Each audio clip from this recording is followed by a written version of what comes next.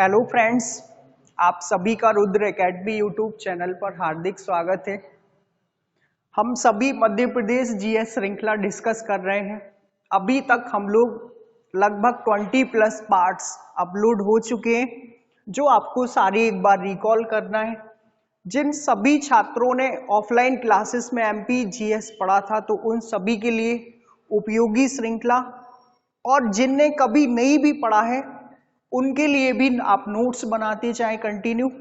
और सारा मध्य प्रदेश का फंडामेंटल और मध्य प्रदेश से कैसे क्वेश्चन पूछे जाते हैं, वो सारा कुछ इन श्रृंखलाओं में डिस्कस किया गया है। तो आपको एक बार सारे पार्ट्स देखना है अगर स्टार्टिंग से मध्य प्रदेश पढ़ना है तो।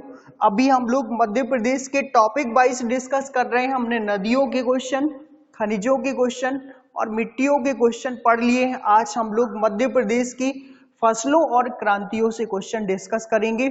देखिएगा, सबसे पहला क्वेश्चन जो हमारा आज का है, मुख्य क्रांति का संबंध किससे है। क्रांतियों से क्वेश्चन आपको मिलेंगे आज देखने के लिए और फसलों से। तो सबसे पहला जो क्वेश्चन पूछा गया है कि मुख्य क्रांति, कौन सी क्रांति, मुख्य क्रांति का संबंध किससे है। कई बार पूछा गया पॉइंट है, तो आपको ये ध्यान रखना है कि तिलहन उत्पादन से है, मोटे अनाज उत्पादन से है, गेहूं उत्पादन से या चावल उत्पादन से। चार ऑप्शन आपके पास मौजूद हैं और उन चार ऑप्शनों में ध्यान रखना है। तो मुख्य क्रांति का जो संबंध है मोटे अनाज उत्पादन से है। किससे है? मोटे अनाज उत्पादन से। ध्यान रखिए, हमारे पूरे भारत में सबसे ज्यादा जो मोटे अनाज का उत्पादन है वो राजस्थान राज्य करता है। कौन सा राज्य? राजस्थान राज्य। तो राजस्थान राज्य को ध्यान रखना है कि मोटे अनाज उत्पादन में सबसे आगे है। किसके उत्पादन में? मोटे अनाजों के उत्पादन में राजस्थान को आपको पॉइंट ध्यान रखना। अगर हम लोग तिलहन उत्पादन की बात करें तो तिलहन उत्पादन से जो संबंध है ज्यादातर तिलहनी फसलों से है, जैसे सरसों, आप सभी जानते हैं। और सरसों का जो उत्पादन है, सरसों का उत्पादन में सरसों, मूंगफली भी आ जाएगा और इसी के साथ सोयाबीन, जिनसे तेल निकाला जाएगा, वो तिलहनी फसलें। सरसों का उत्पादन मध्य प्रदेश के अंदर भिंड मुरैना से सबसे अधिक किया जाता है। कहां से किया जाता है? भिंड मुरैना से। और अगर देश में पूछ ले कोई सरसों का सबसे ज्यादा उत्पादन, तो इसके लिए भी राजस्थान राज्य ही फेमस है। कौन सा राज्य? राजस्थान। हमारे देश में सबसे अधिक सरसों का उत्पादन किसका? सरसों का, राजस्थान। और मोटे अनाजों का उत्पादन भी राजस्थान। याद रहेगा ना। अब देखिए, तीसरा ऑप्शन जो है गेहूं उत्पादन से है। तो गेहूं की अगर हम लोग बात करें तो ओवरऑल पूरे भारत में सबसे ज्यादा यूपी में होता है। कहां पर होता है? यूपी में। हमारे भारत के अंदर सबसे ज्यादा गेहूं कहां होगा? यूपी में। अगर बात की जाए प्रति हेक्टेयर की, किसकी? प्रति हेक्टेयर। और प्रति हेक्टेयर आप सभी जानते ना। तो प्रति हेक्टेयर उत्पादन में पंजाब आगे है। कौन सा राज्य आगे है? पंजाब। पंजाब में सबसे ज्यादा प्रति हेक्टेयर उत्पादन में गेहूं का उत्पादन किया जाता है।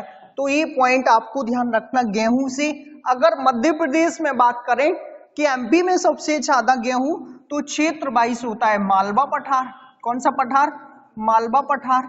और आपको जिला वाइज ध्यान रखना है होशंगाबाद। कौन सा? होशंगाबाद में सबसे ज्यादा गेहूं हो जाता है। तो हमारे मध्य प्रदेश में होशंगाबाद और मालवा पठार किसके लिए प्रसिद्ध है? गेहूं के लिए। क्षेत्र वाइज आप बताएंगे मालवा पठार में सर्वाधिक रबी की फसल में गेहूं उत्पादित किया जाता है। अगर ऑप्शन में चावल है, चावल की हम लोग बात करें, किसकी बात करें? चावल। तो चावल को ध्यान रखना है, देश के अंदर सबसे ज्यादा पश्चिम बंगाल में होगा। कहां पर होगा? पश्चिम बंगाल। और प्रति हेक्टेयर, कौन सा? प्रति हेक्टेयर पंजाब में होगा। कहां पर होगा? पंजाब। चावल को हम आपको समझाए थे, चावल अनुसंधान संस्थान एमपी का बड़वानी, भारत का कटक और विश्व का, ये पिछले वीडियो में आपको कवर किए थे। तो पश्चिम बंगाल आपको ये ध्यान रखना है, प्रति हेक्टेयर से ये ध्यान रखना है। अगर मध्य प्रदेश में कोई पूछे कि चावल कहाँ होता है, तो आप बोलेंगे पूर्वी क्षेत्र में। कहां पर होता है? पूर्वी क्षेत्र। और पूर्वी क्षेत्र को आप बघेलखंड के पठार के नाम से जानते हैं। किसके नाम से? बघेलखंड के पठार। इसी क्षेत्र में सबसे ज्यादा क्या हो जाता है? चावल। सबसे ज्यादा मध्य प्रदेश में चावल उत्पादन और खपत भी, उत्पादन भी और खपत भी सबसे ज्यादा एमपी के पूर्वी क्षेत्र में। तो चावल से कुछ पॉइंट आपको ध्यान रख लेने। इस क्वेश्चन का जो राइट आंसर जाएगा वो मोटे अनाज के साथ जाएगा। किसके साथ? B option is correct answer होगा। हम आगे बढ़ेंगे। देखिए हरित क्रांति का संबंध किससे है? कौन सी क्रांति का? हरित क्रांति का। कई बार पूछा गया क्वेश्चन है ये। देखिए क्वेश्चन पूछने का मतलब ये है कि ऐसा नहीं होता हर बार टफ ही टफ क्वेश्चन आते, कई बार बहुत सिंपल आते जो देखते ही हम लोग टिक कर सकते हैं। बशर्ते एग्जाम में इतना एक्साइटेड नहीं हो जाना है, और बुंदेलखंडियों में तो ज्यादा एक्साइटेड होने की आदत है। क्यों है? क्योंकि उनने देखा कि बन रहा है तो फिर समझ लीजिएगा उड़ जाते हैं हवा में।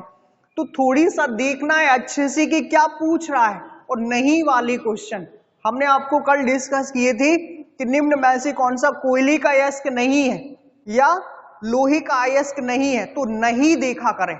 एक क्वेश्चन और ज्यादा फेमस है, निम्न में से कौन सा नवीकरणीय स्रोत नहीं है, तो नहीं पर डार्क और हाईलाइटेड कर लिया करें, नहीं तो हम लगा जाते हैं में। कहाँ लगा जाते हैं में। तो आपको ये पॉइंट कुछ ध्यान रखने। हरित क्रांति से भी कई सारे एग्जामों में क्वेश्चन बने। सबसे पहले हम इसको समझते हैं हरित क्रांति है क्या। हम सबसे पहले जाने तो हमारे देश में जनक, हमारे देश में हरित क्रांति के जनक स्वामीनाथन जी है। कौन है? स्वामीनाथन, MS स्वामीनाथन जी। तो आपको स्वामीनाथन जी को ध्यान रखना है कि इसके लिए हरित क्रांति के क्या थे?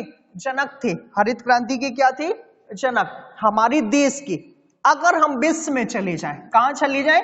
विश्व में, तो विश्व के भी ध्यान रखिएगा नॉर्मन बोरलॉन्ग। कौन थे?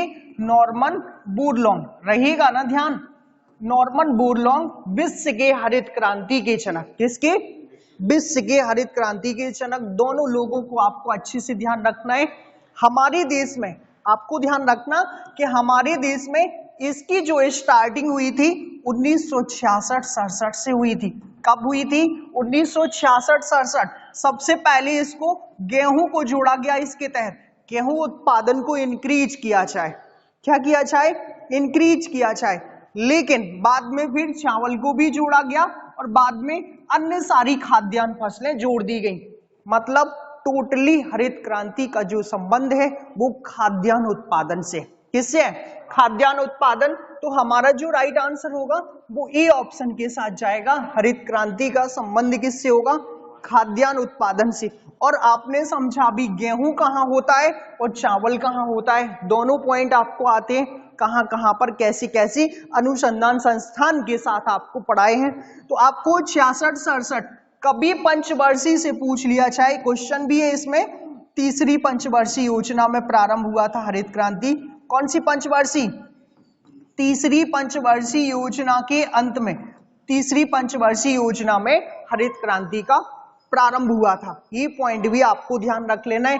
डेट ऑफ बर्थ के साथ जनक भी और तीसरी पंचवर्षीय में, और संबंध किससे? खाद्यान्न फसलों से बनेगा ना। और हरित क्रांति शब्द किसने दिया? तो सबसे पहले अगर शब्द की बात कर ली जाए तो विलियम गॉड ने दिया था। किसने दिया था? William God. और विलियम गॉड को भी आपको ध्यान रखना। ये सारे पॉइंट कई बार परीक्षाओं में पूछ लिए गए। किस क्रांति से? हरित क्रांति से। अगर दाल उत्पादन में एमपी सबसे आगे है, दालों में सबसे आगे कौन है? एमपी उत्पादन में, सरसों उत्पादन में सबसे आगे राजस्थान। कौन सा है? राजस्थान राज्य सबसे आगे। और तिलहन उत्पादन आप ध्यान रखिएगा हमारे मध्य प्रदेश में भी ठीक ठाक हो जाता है। सोयाबीन, वो भी तेल निकाला जाता है। सरसों, सरसों राजस्थान से, आपको ये ध्यान रखने हैं। तो आपका जो राइट आंसर होगा वो ए ऑप्शन के साथ जाएगा। किस से संबंध हरित क्रांति का? खाद्यान्न उत्पादन से।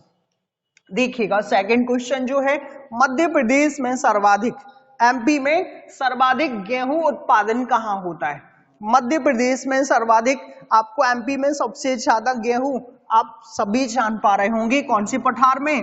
मालवा पठार में। B option is correct answer होगा। कौन सी पठार में होगा? मालवा पठार। मालवा पठार शायद कल पढ़ाए थे आपको। इसका जो उद्गम है ज्वालामुखी के उद्गार से हुआ। किससे हुआ? ज्वालामुखी के उद्गार से। और कौन सी मृदा फैली हुई है? काली मृदा सबसे ज्यादा, और काली में भी टाइप है, काली में भी क्या है, टाइप है। तो हमारे मालवा में साधारण काली है। कौन सी काली है, साधारण काली। गहरी काली कहाँ है, नर्मदा सोन घाटी, और छिछली काली सतपुड़ा मीकलसेड़ी। ये आपको ध्यान रखने, मतलब काली में भी प्रकार है हमारे मध्य प्रदेश के अंदर। तो 3 प्रकार की काली मृदा पाई जाती है। दूसरा पॉइंट आपको इसी मालवा से ध्यान रखना है, सिगार ऊंची चोटी। कौन सी ऊंची चोटी, सिगार ऊंची चोटी।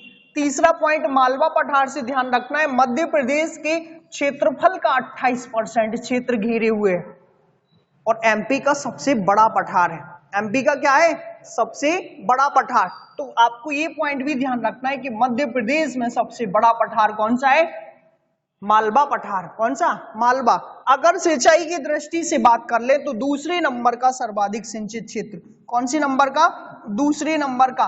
और पहले नंबर का नर्मदा सोन घाटी। ये पॉइंट भी आपको दूसरे नंबर का सिंचित क्षेत्र, दूसरे नंबर का कौन सा है, सिंचित क्षेत्र। सारे पॉइंट आपको ध्यान रखने। मध्य प्रदेश एक बार खत्म होने दें, और खत्म होने के साथ साथ उम्मीद है आप सभी को भी रिकॉल करना है, बार बार जितना हो सके प्रैक्टिस कीजिए।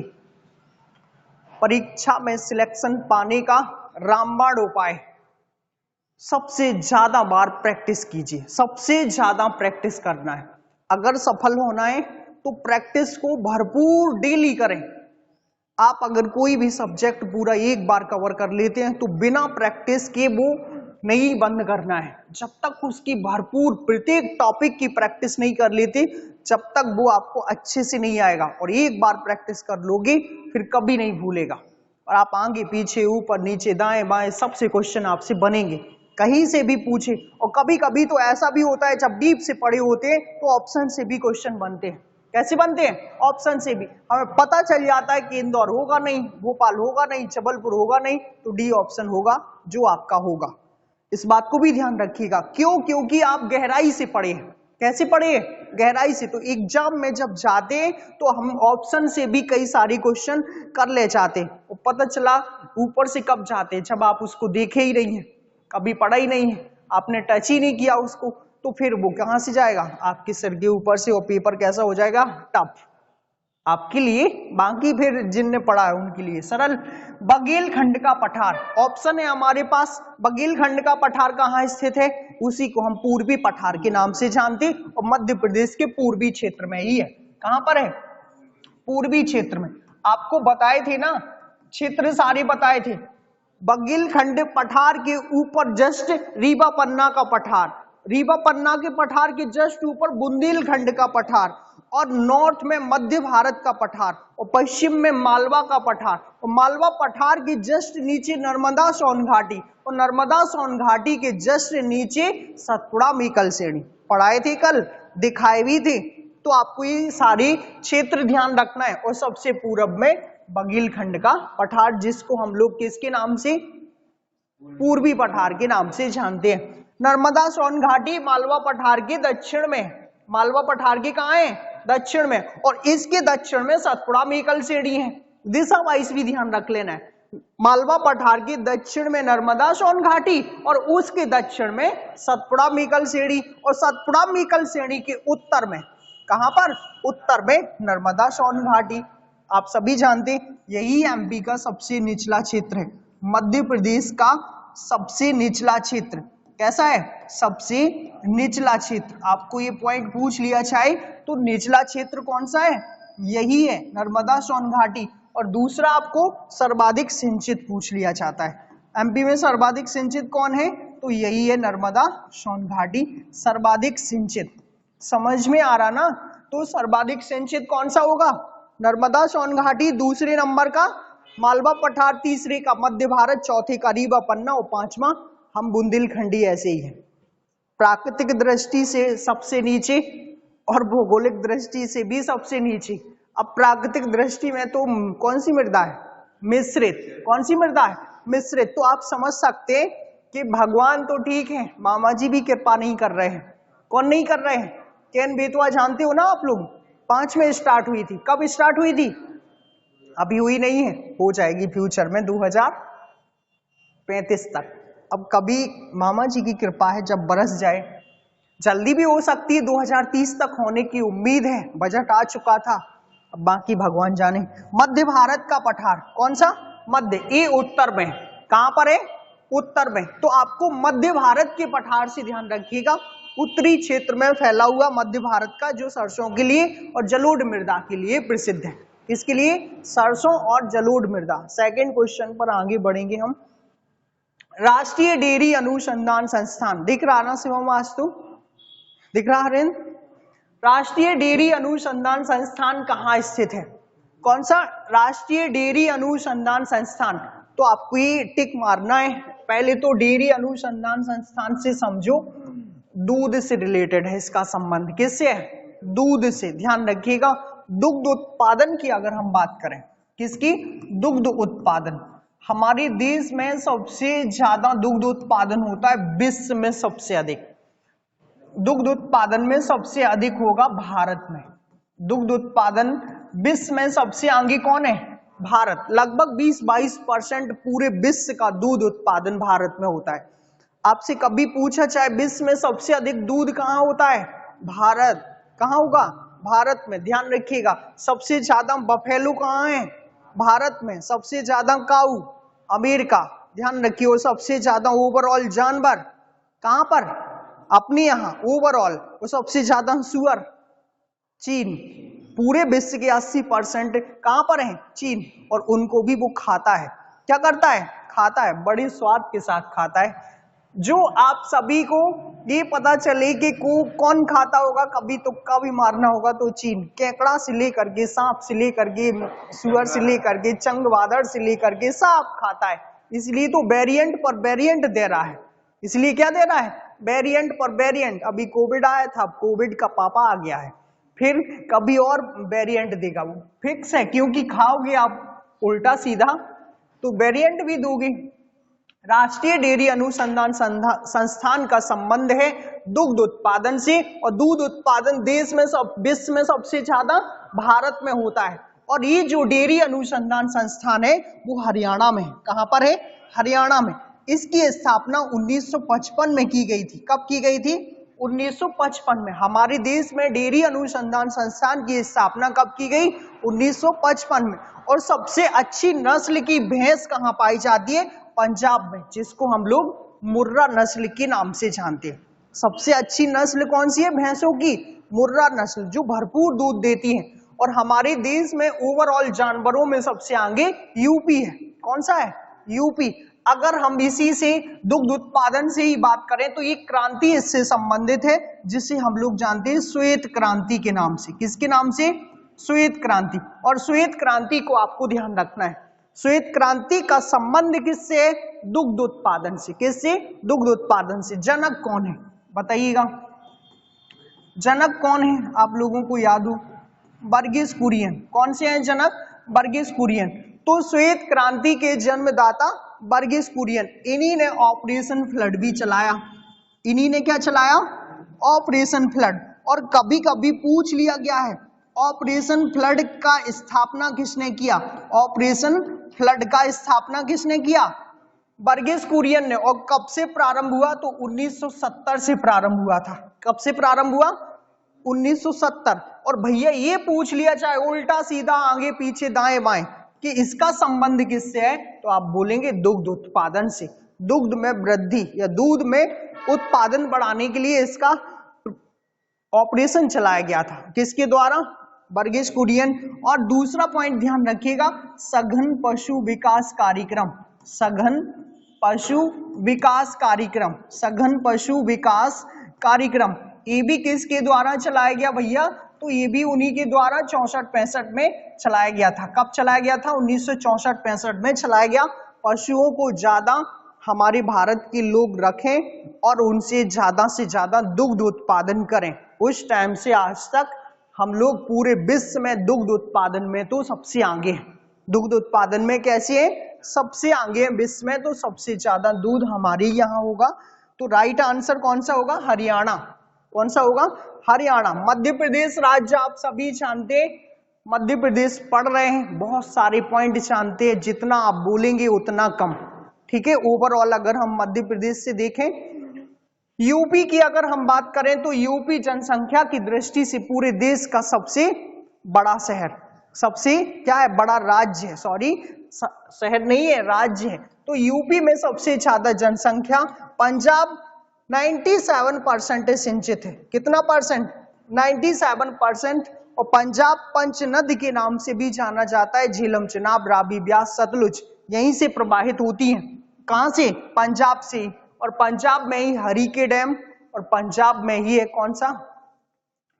कौन सा डैम है? भाखड़ा डैम है कि नागल, ये बताइएगा। हाँ, दोनों डैम है। तो भाखड़ा हिमाचल के साथ है और नागल पंजाब के साथ है। तो आपको ये ध्यान रखना है कौन सी नदी पर? सतलुज नदी पर। तो पंजाब बहुत ज्यादा प्रसिद्ध और समतल जलोढ़ के मैदान है। कैसे है? समतल जलोढ़ के मैदान, जहां पर प्रति हेक्टेयर उत्पादन सबसे ज्यादा होता है। तो ये पॉइंट कुछ ध्यान रख लेने आपको। आगे हम बढ़ेंगे सेकंड क्वेश्चन की ओर। हरित क्रांति की स्थापना कब की गई? अभी अभी समझाया था आपको, हरित क्रांति की स्थापना कब की गई। तो आपको ये पॉइंट ध्यान रखना है कब की गई है? तीसरी पंचवर्षीय योजना के अंत में। तीसरी पंचवर्षीय योजना में हरित क्रांति की क्या की गई? स्थापना। हरित क्रांति का संबंध किससे? खाद्यान्न उत्पादन से।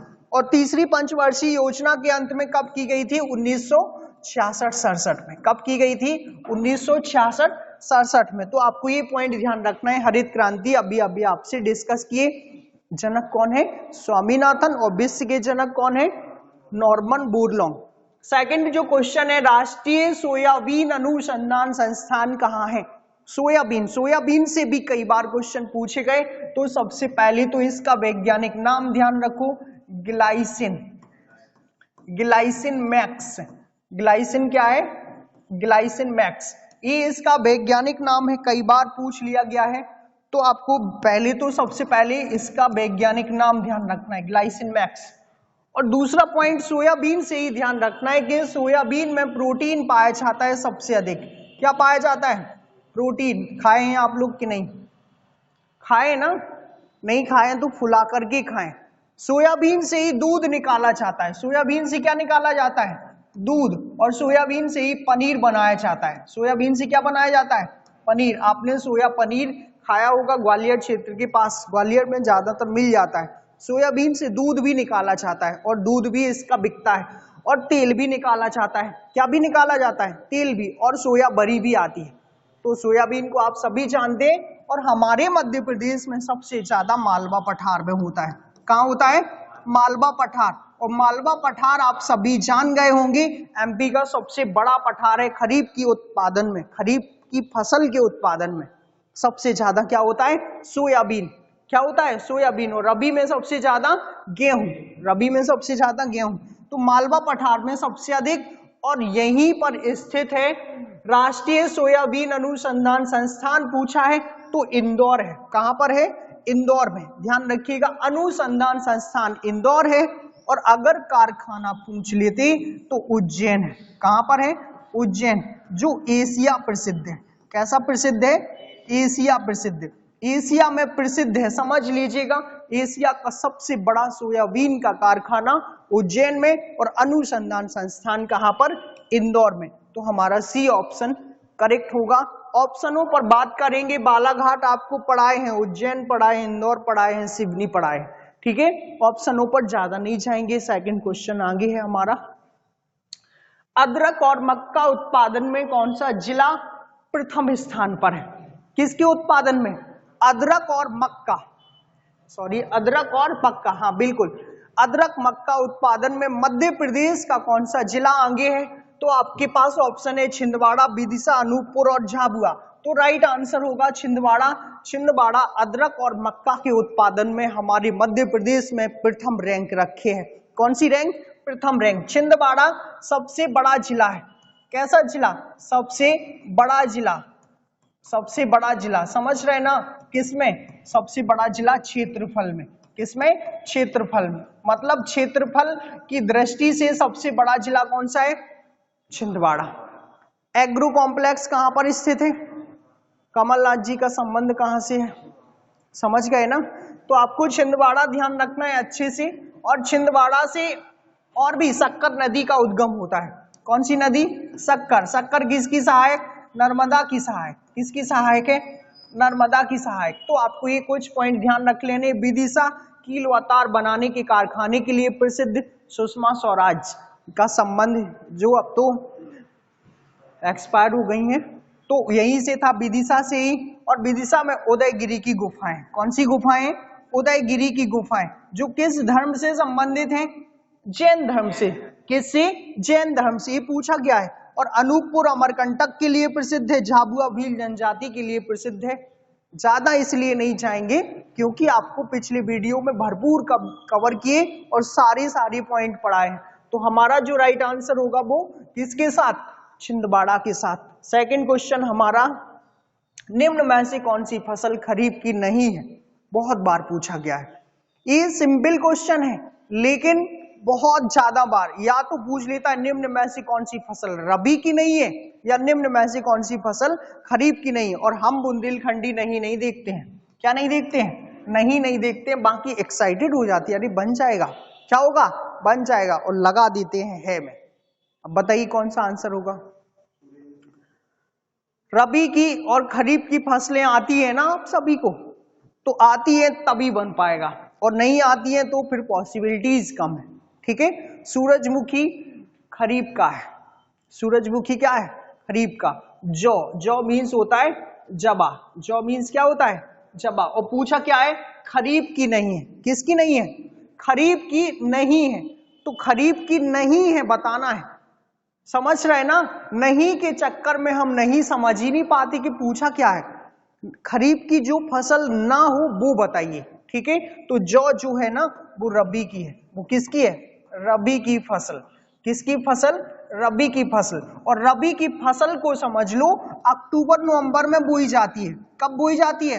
अक्टूबर नवंबर में। और काट कब ली जाती है? मार्च अप्रैल। कब काटी जाती है? मार्च अप्रैल। जानते हैं ना ये?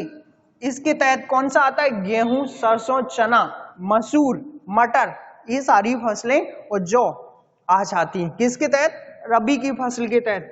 अगर खरीफ की फसल की बात करें, किसकी? खरीफ। खरीफ की फसल बोई जाती है कब? जुलाई में। कब बोई जाएगी? जुलाई में। और सितंबर अक्टूबर में काट ली जाएगी। कब काट ली जाती है? सितंबर अक्टूबर में। आप समझते हैं? तो सितंबर अक्टूबर में काट ली जाएंगी। इसके तहत आ जाती है मूंगफली, सूरजमुखी, मूंग, ठीक है, उड़द, ये सारा मूंग उड़द इसी में।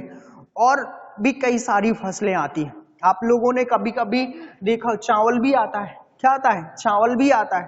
तो खरीफ की फसलों को भी आपको लर्न करना है और रबी की फसलों को भी, तभी ऐसे क्वेश्चन आपसे बनेंगे कि कौन सी रबी की नहीं है और कौन सी खरीफ की नहीं है। ये क्वेश्चन तभी बन पाते हैं जब आपको फसलों के नाम आते होंगे। सेकंड क्वेश्चन जो हमारा है, देखिएगा, सेकंड क्वेश्चन है, आलू उत्पादन में मध्य प्रदेश का प्रमुख शहर कौन सा है?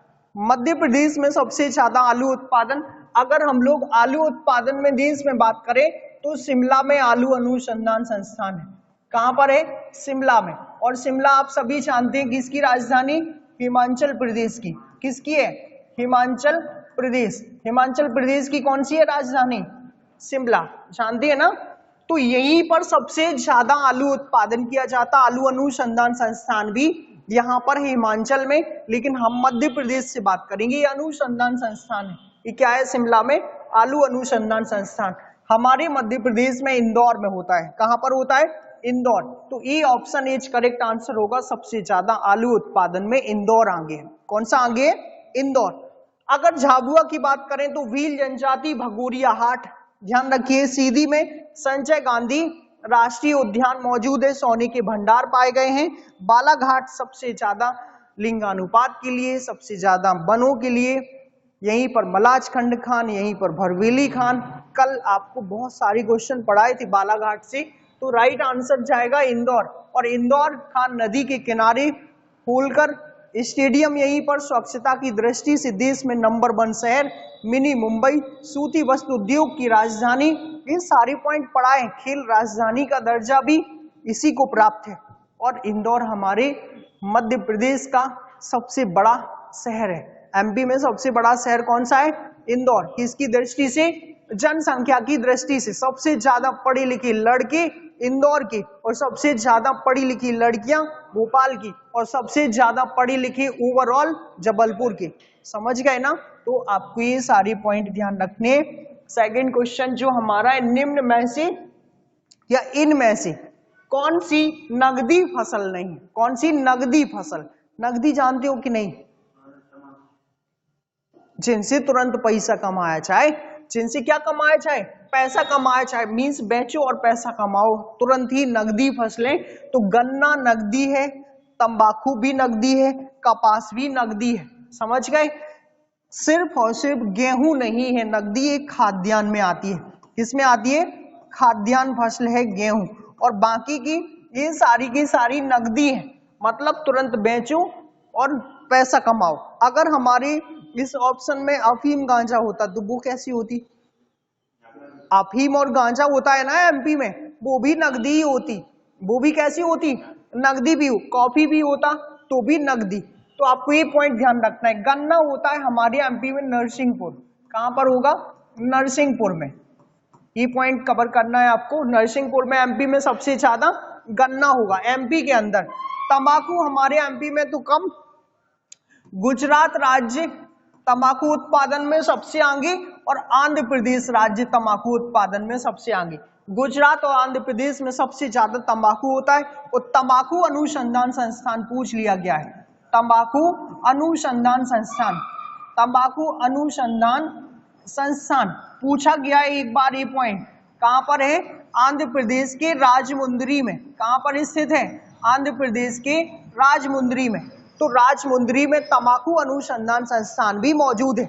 ये पॉइंट भी ध्यान रखना है।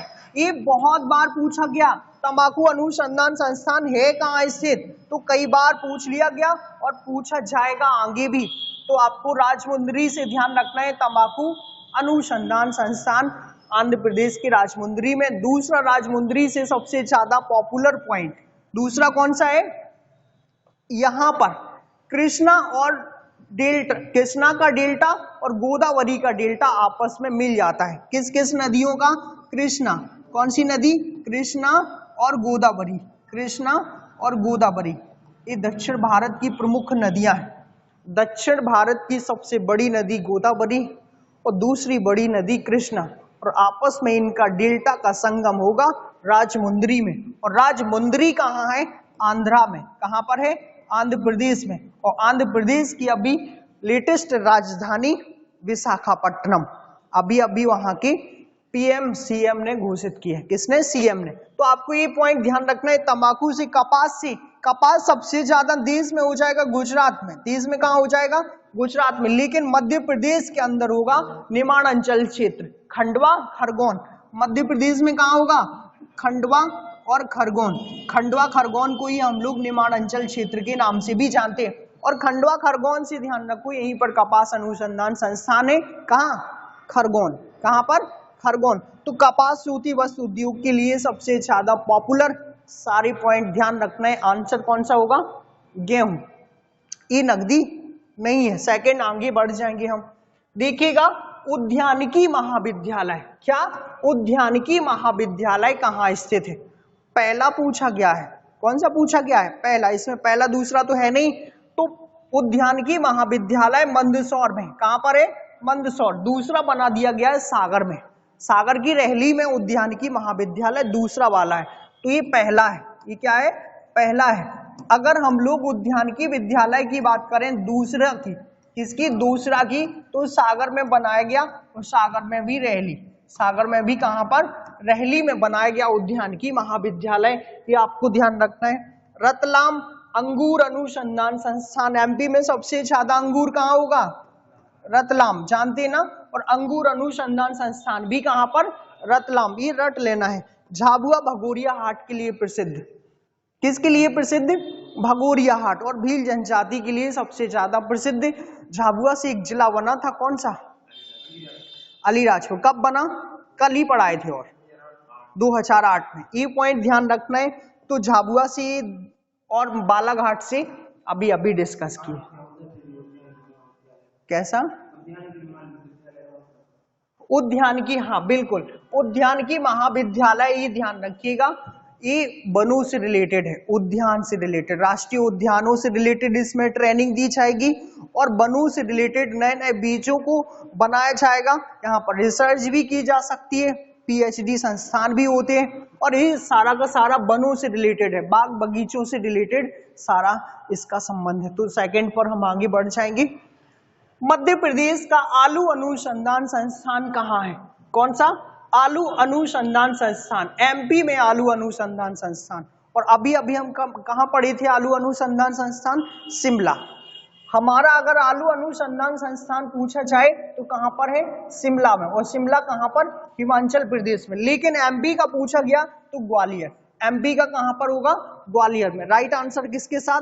ग्वालियर। और तानसेन की नगरी कौन सी है? ग्वालियर ही है, तानसेन की नगरी। और आपको मानसिंह तोमर विश्वविद्यालय, संगीत विश्वविद्यालय कहाँ पर? गजराजी मेडिकल कॉलेज भी, जय विलास पैलेस, ये सारा कुछ कहाँ है? ग्वालियर में ही है। और महाराजा सिंधिया जी तो है ही, सिंधिया वंश का निवास स्थान ग्वालियर में ही है। तो ग्वालियर से बहुत सारे पॉइंट पूछे जाएंगे आपसे। सास बहू का मंदिर ध्यान रखो, तेली का मंदिर, चतुर्भुज दरवाजा, हाथीपुर दरवाजा, आलमगीर का दरवाजा, ये सब कुछ कहाँ पर है? ग्वालियर। भारत का जिब्राल्टर कहाँ पर है? ग्वालियर। किलों का महारत्न ग्वालियर। तो सारी पॉइंट ग्वालियर से ध्यान रखो, ग्वालियर ही आंसर है। ग्वालियर क्या है? आंसर है। भोपाल से लिखेंगे नहीं, ये सारी पढ़ाई है आपको। भोपाल से क्या ध्यान रखोगे? वन विहार राष्ट्रीय उद्यान, जिसे आधुनिक चिड़ियाघर की उपाधि प्रदान की गई है। सर्प पार्क कहाँ पर है? भोपाल। सर्प पार्क कहाँ है ये ध्यान रखिएगा। सर्प पार्क, कौन सा? सर्प पार्क। सर्प पार्क कहाँ पर है? भोपाल ही है। यहाँ पर वन प्रबंधन संस्थान IIFM और IISS यहीं पर है। बहुत बार आपको पढ़ाए हैं, IIFM और IISS यहीं पर है। Indian Institute of Forest Management और Indian Institute of Soil Science कहाँ पर? भोपाल में ही है। और भोपाल भारत भवन के लिए प्रसिद्ध है। किसके लिए? भारत भवन। भारत भवन तो जानते हैं ना आप सभी, भारत भवन श्यामला हिल्स में स्थित है। इसके वास्तुकार का नाम पूछ लिया गया है, चार्ल्स कोरिया। क्या है? Charles Korea. इसको भी ध्यान रखिए। कब बनाया गया? 1982 में बनाया गया। कब बनाया गया? बहुत सारे पॉइंट है भोपाल से, तो आपको भोपाल ध्यान रखना है। सिवनी के पारसबाड़ा से बैनगंगा आती है। जबलपुर बहुत बार समझा चुके हैं। सेकंड क्वेश्चन आगे बढ़ जाएंगे हम। बांस अनुसंधान संस्थान कहाँ है? बांस अनुसंधान संस्थान भी इंदौर है। कहाँ पर है? इंदौर। तो राइट आंसर इंदौर के साथ ही जाएगा। हमारे मध्य प्रदेश में देखिए सागौन, हमारे एमपी में सागौन, साल और बांस के वृक्ष सर्वाधिक होते हैं। सागौन, साल और बांस के वृक्ष कैसे सर्वाधिक हैं? अगर बांस की हम बात करें तो बांस अनुसंधान संस्थान तो इंदौर से ध्यान रखना ही है। बांस घास के तहत आता है। किसके तहत आता है? कोई बोले पेड़ के तहत तो नहीं आएगा, गलत हो जाएगा आपका। तो किसके तहत आएगा? घास के तहत। और दूसरा ध्यान रखिएगा, बांस का सबसे ज्यादा प्रयोग लगभग 50%, लगभग कितना परसेंट? 50% पेपर उद्योग में किया जाता है। कहां पर?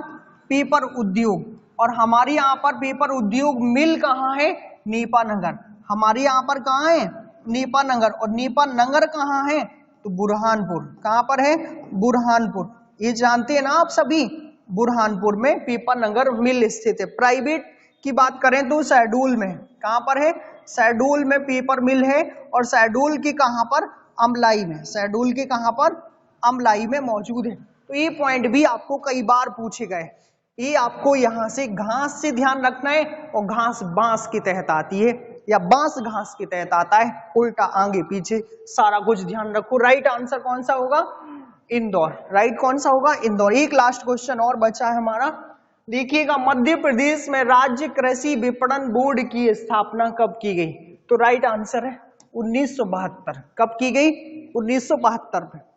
आप सभी को ये श्रृंखला कैसी लगी कमेंट में जरूर बताएं, और अगर अच्छी लगी तो वीडियो को शेयर जरूर करते जाएं। Thank you friends. कल हम अगली टॉपिक के साथ, मध्य प्रदेश के जो टॉपिक चल रहे हैं उन टॉपिक के साथ ही कवर कर लेते हैं। कम क्वेश्चन ही करवा रहे हैं आपको, लेकिन आगे फ्यूचर में लॉन्ग क्लासेस लेंगे ना, तो एक क्लास में सारा कुछ खत्म होगा और वो क्लास होगी 6 घंटे की। कितने घंटे की? 6 घंटे की। एक बार सेटअप जमने दें अच्छे से तो पूरा एमपी खत्म करवा देंगे। अभी जितनी क्वेश्चन मिलते जा रहे हैं आपको टॉपिक वाइज मिल रहे हैं, टॉपिक कवर कीजिएगा। अभी आपके जितने टॉपिक बचे हैं उन टॉपिक को भी हम डिस्कस करेंगे। आगे आपकी थ्योरेटिकल क्लास जो भी होगी आपको भी बता दिया जाएगा। Thank you friends.